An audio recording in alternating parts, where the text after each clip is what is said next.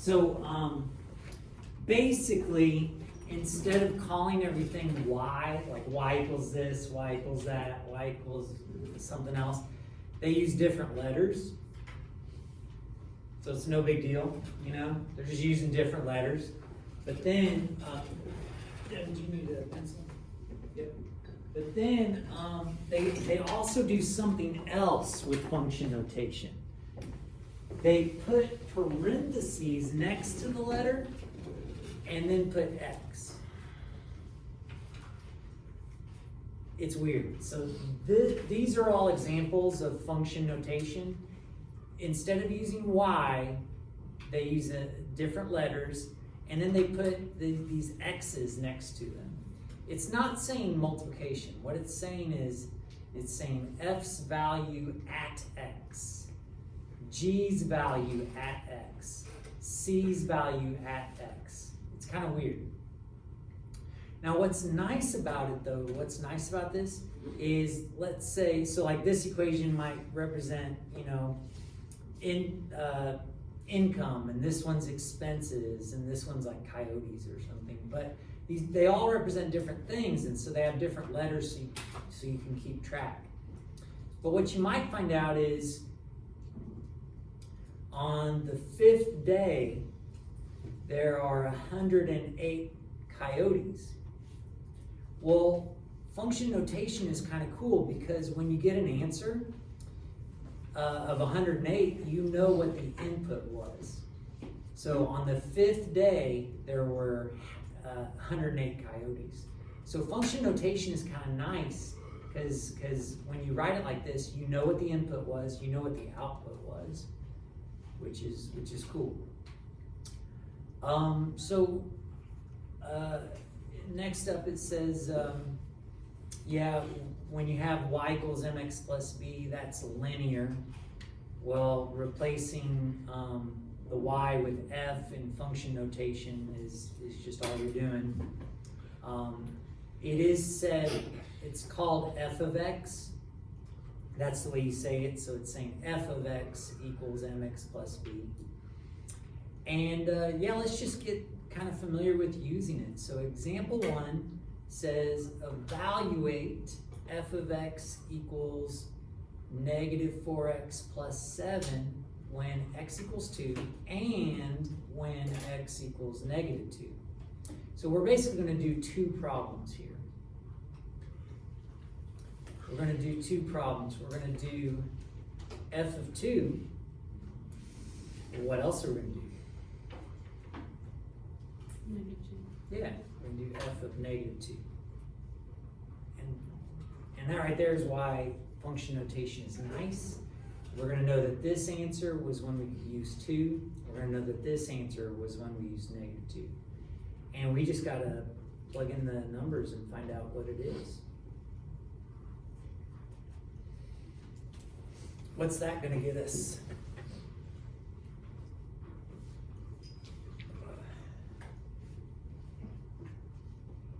I think I heard somebody say, did you say negative 1? Mm-hmm. Are you guys cool with that? Negative 1? So the function's value at 2 was negative 1. Function notation, no big deal, no big deal. For negative 2, we substitute negative 2 in. Simplify it. And what's the function's value when x is negative 2? 15. Agreed. So take a look at these answers. Function notation may seem like it's unnecessary, but I like it. When we use 2, we got an output of negative 1. When we use negative 2, we got an output of 15. It communicates more information. Any questions on function notation so far? So far, you guys good? Stokes, if you don't mind to close that computer, I appreciate it. Well, these next relationships are it's kind of weird, and I like it. I think it's interesting, but I don't remember having to answer questions like this when I was your age. So what this is they're setting up a relationship. They're saying let f of t be the temperature in degrees Fahrenheit, t hours after 6 a.m. And then what they're going to do is they're going to use function notation to describe a bunch of situations. Okay, so they gave us this setup, and then we're going to explain what each of these means. Well, class, if I said 3 hours after 6 a.m., what time would we be talking about? If I said 3 hours after 6 a.m.? 9, right? Now, what we got to be careful with is if I went 6 hours after 6 a.m., where would we be? We'd be at noon, right? Or we'd start 12 p.m., right? We'd start over with the times, and from there on, it would start over. So we do want to be careful with. So what is this saying when t is 0? What time is that? 6 a.m. Exactly. So this is saying at 6 a.m., what? The temperature is 58. Agreed. At 6 a.m., the temperature is 58 degrees Fahrenheit. And it's kind of cool that right there says all this. Once they've set up the relationship, you can communicate a lot of information very succinctly, very compact. So this one is just kind of weird. First things first though, what time is that 6? What's 6 hours after 6 a.m.? We already talked about that, right? Yeah. So I'm going to say at noon, but you could say 12 p.m. as well. At noon, and then this is odd. What's it communicating? Nothing has changed. What's that say? Nothing has changed. Well, let's not read into it too much. Let's just translate it directly. At noon, what's the temperature? In degrees. Yeah. At noon, the temp is n degrees Fahrenheit. It's almost like they don't know what the temperature is, that they just called it n. But yeah, you don't want to read into it at all, you just want to translate it. So now, class, it gets a little bit freaky on this last one.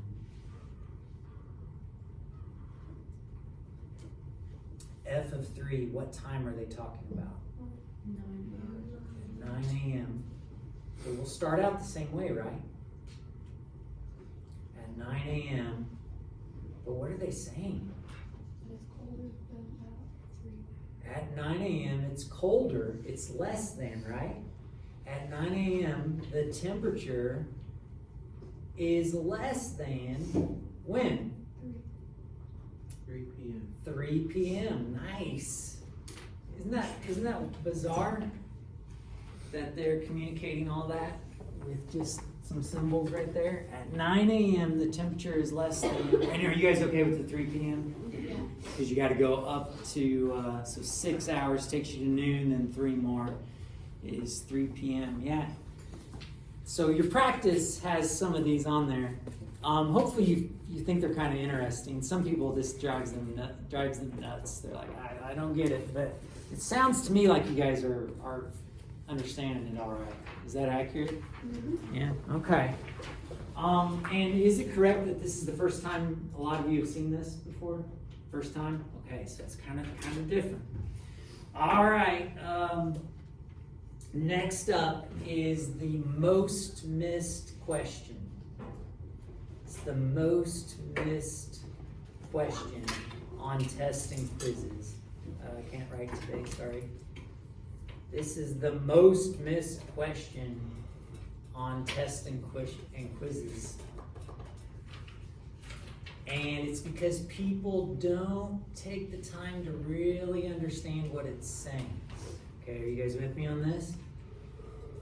It says, let h of x equal 2/3 x minus 5. But what is it asking us to do? Find the value of x. Find the value of x. Find the value of x.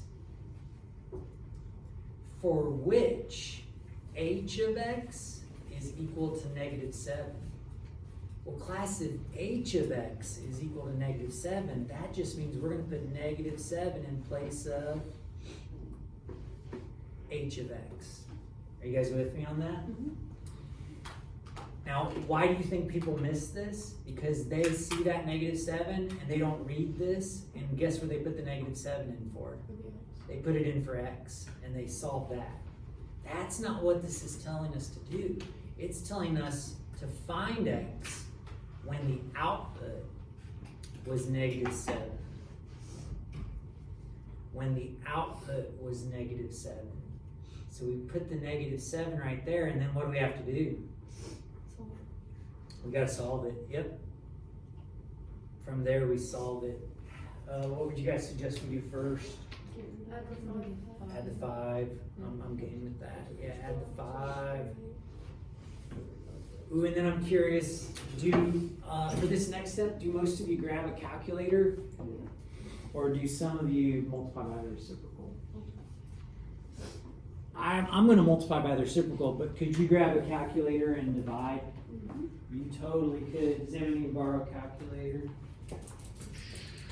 I'm not going to use a calculator because I'm going to multiply by the reciprocal and I think it'll turn out alright. Ooh, I got some more calculators over the weekend.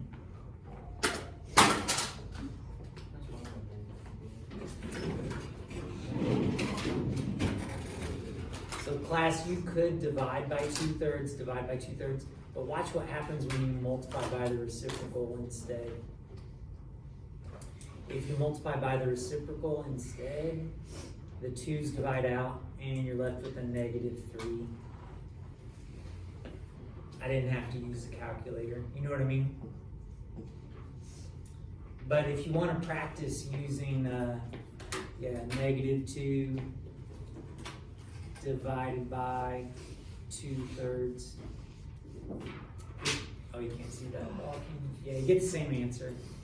Get the same answer if you use the fraction key. Any questions on this front page? So yeah, this is new from what I hear. From what I'm hearing, this is new to you guys. Function notation is a little bit different. All right, so flip it over.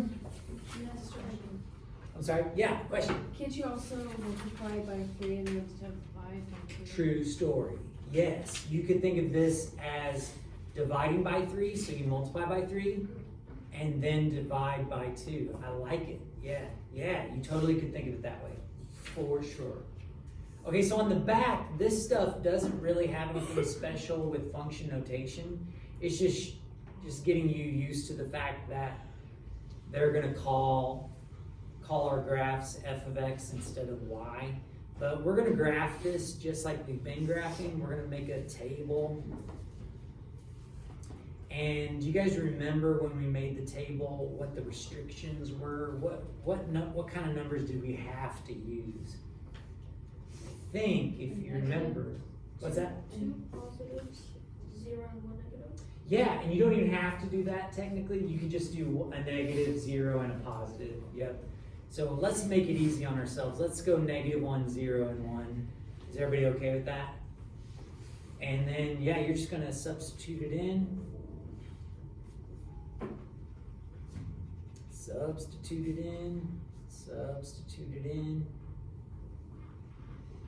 And find out what the outputs are. I'm getting 3, 5, and 7. Shout out if I'm doing something wrong, but I think I'm good. Here. And then is everybody cool with the fact that these are coordinates that you can graph? And we'll graph them -1 up 3, 0 up 5, 1 up 7. And then I'm gonna grab a straight edge. It'd be good if you guys grabbed one too. An ID or a ruler or something, but grab a straight edge and connect those dots. So the fact that we're connecting our dots must mean this is a continuous relationship, right? And as a matter of fact, it'll continue to the right and upward forever. It'll continue to the left and downward forever.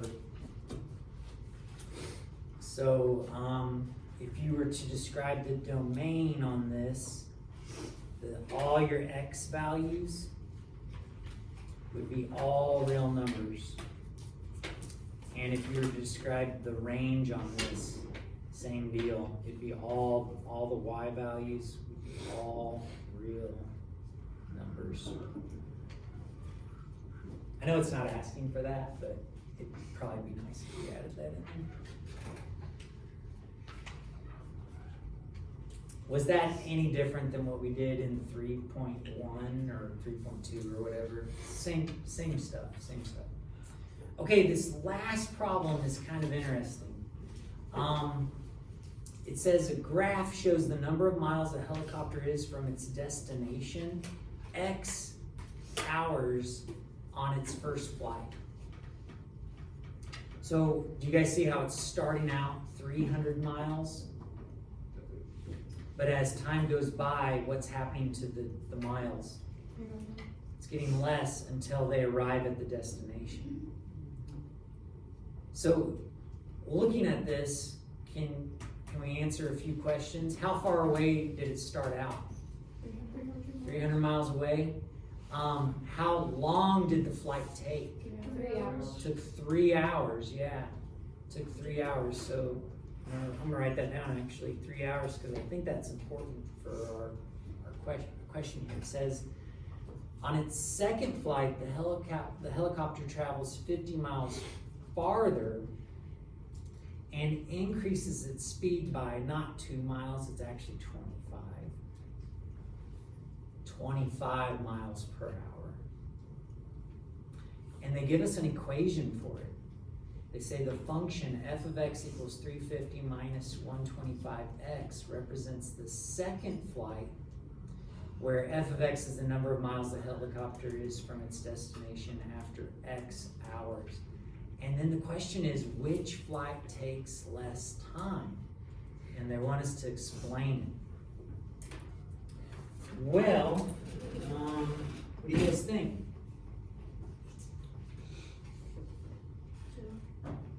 Do you have a guess on which flight would take less time?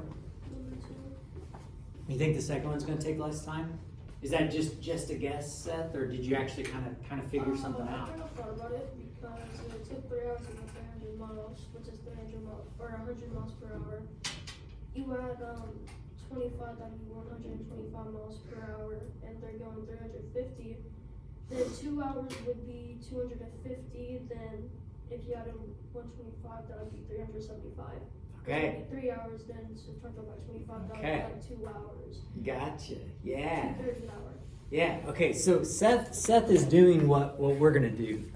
We're actually gonna find out like how long this thing's taking. But the thing I noticed that you figured out was this helicopter's going after 1 hour. How long has it traveled? 100 miles. 100 miles. Did you guys see that? It's gone from 300 to 200. So yeah, you saw it's going 100 miles per hour. This one's going 100. Well, and also I guess we kind of could figure that out because in the equation it's 125. Yeah, so that's the way we're going to figure this out is we're actually going to get some data points and we'll graph them so we can see how long the flight takes. All right, so what I'd like for you to do, there's another way to do this problem though, class. If you wanted to, I'll talk about it here in a second after we've got this graphed. Okay, so up here, go ahead and just write the equation real quick. F of x equals 350 minus 125x. And we're going to make a table. We're going to make a table. And we're going to find some outputs. Well, class, what would be some good times to put in here? 0, 1, 2, 3.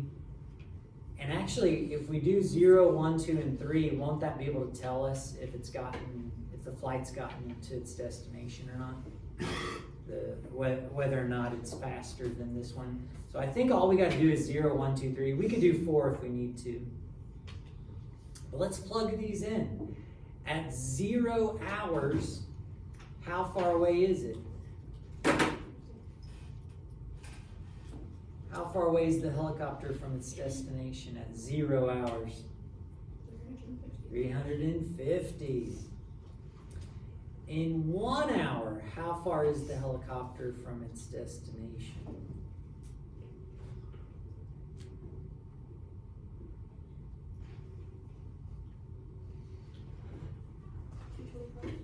I got 225, yeah, 225.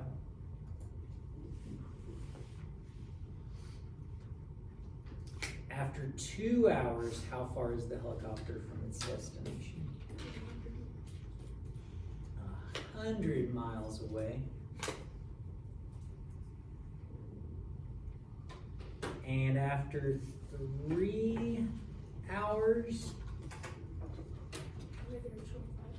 oh, is it negative? Negative 25? So what does that mean, class? It's faster. Means the second flight was faster, wasn't it? Because after 3 hours, has it passed its destination? Like in reality, it would have overflown it, right? This negative doesn't make a lot of sense because you're gonna see from the graph, it will have already gotten to its destination. We wanna go all the way up to 350 on this graph. What do you wanna go by? 50. I think 50s are easy. 50, 100, 150, 200, 250, 300, 350. We maybe could have gone by like 20s, might have gotten us there. Probably not though. And then over here, we're gonna have our hours. I just wanna spread out the graph a little bit. So for every 2, I'm gonna go 1. And we're gonna plot these points. 0, 350, that's where we started out, right? So the helicopter flight's taken off, and it's heading back to the destination. After 1 hour, it's at 225. That's halfway between 200 and 250. So it's coming back. After 2 hours, it's 100 miles away from the destination. And then at 3 hours, it has already landed, hasn't it? It's actually negative. So take your straight edge, if you've got one, and connect these dots. Do you agree that it would be connected, right? Isn't this continuous, the distance traveled? And can you guys see that it definitely took less time? Not a lot less, but it definitely was less than 3 hours, wasn't it? So second flight took less time.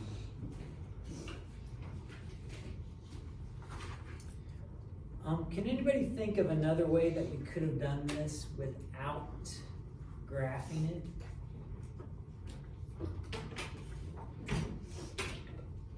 We're done with our notes, but I'm just kind of curious. Can anybody think of a way that we could have gotten around graphing it? Well, I got a question for you. What's the distance when you're back when you're at the destination? How far away are you? When you've reached the destination, you're 0 away, right? So you know how we could have solved this? We could have put a 0 right here and then solved for time. And that would have told us how long the flight took. I'll hand out your practice, and then I'll work that out and show you that you could have figured it out that way. But they gave us some graph papers, so we used our graph paper. The class, please use this time wisely, because a lot of times when you guys don't get a good start on it in class, Does it get done? Yeah. I mean, For me at least. sometimes it does, sometimes it doesn't. Check all of our homework today. Yep. So please get a good start on this before you get out of here. We just saw Probably. No, I should have. You can see this, that's okay. But then you're gonna miss the word problem. If you wanna do the odds and the word problem, there you go.